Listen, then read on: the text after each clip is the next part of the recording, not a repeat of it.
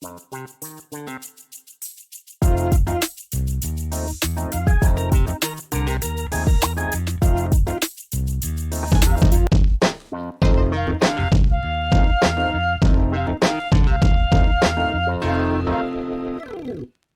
seterusnya itu. Apalagi kalau pendekatannya dilakukan oleh Bawaslu dengan model yang seperti sekarang.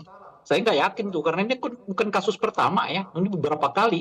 Dahulu misalnya ada kasus di mana dugaan penyebaran undangan untuk melakukan sholat tertentu karena kedatangan capres tertentu di masjid tertentu itu lewat itu ada sosialisasi partai politik tertentu dengan gambar tertentu di mana pakai amplop di dalam peti awang ada uang di rumah ibadah lewat juga gitu ya.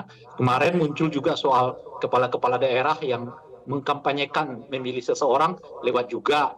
Tadi di pertama ya, kalau benar PT yang disampaikan berita yang disampaikan oleh Metro TV tadi, misalnya ada capres tertentu yang sudah mengatakan minta ya suara untuk diberi amanah, itu juga masuk itu juga sebetulnya bisa diperiksa oleh Bawaslu, tapi saya yakin ini lewat juga semua.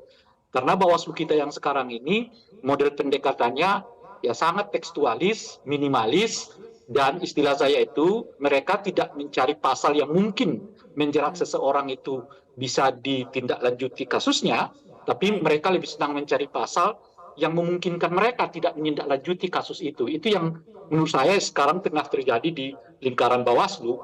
Sebetulnya di mana letak persoalannya sehingga harus dibahas selama berhari-hari? Ya karena menurut saya kan sudah sangat jelas di pasal 58 ayat 5 kalau tidak salah, kalimatnya itu clear ya bahwa dalam siaran azan di televisi dan radio tidak boleh disisipkan iklan built-in. Itu kan clear ya.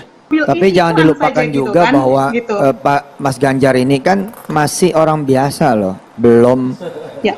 Belum masuk masa pendaftaran. Ya, kan, sorry. Enggak, itu kan perlu diluruskan juga, perlu ditempatkan juga pada posisinya. Sudah deklarasi UYM. Maaf.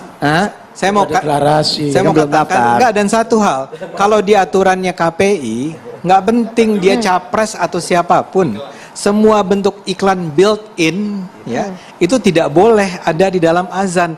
Dan kenapa? Karena azan itu dinilai sebagai sesuatu yang sakral, sesuatu yang suci yang seharusnya tidak diganggu oleh kepentingan komersial.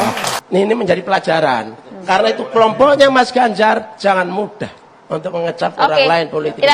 Nanti suatu saat Anies kita tampilkan khutbah di masjid, disiarkan langsung oleh televisi, jangan mudah dikecam ini sebagai politik identitas.